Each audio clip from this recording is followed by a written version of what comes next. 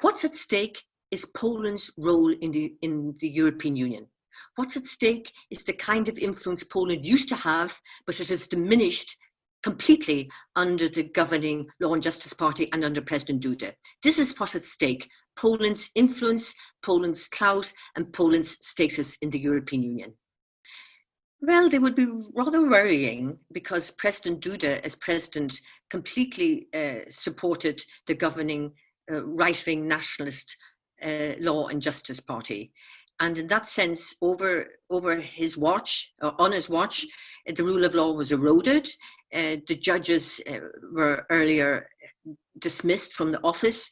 The government picked their own judges. Essentially, the very principles upon which the EU was founded upon have been actually challenged, if not eroded, by Poland with the help of President Duda.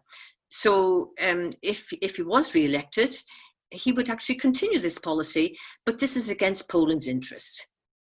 The implications are very challenging. It would mean that he would have to work very hard to improve relations with the European Union. The EU would be quite relieved. Secondly, he would have to actually balance his relations with the United States, or more importantly, with President Trump.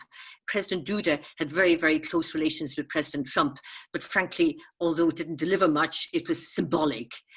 And the third thing is that Trzaskowski would inherit a very polarized society, a divided, deeply polarized society. Indeed, we had this in Britain, we had this in the United States, and you have to work very, very hard to rebuild the center, to rebuild trust, and to give Poland the kind of voice that it used to have in the European Union. It's essentially about making Poland important again in Europe.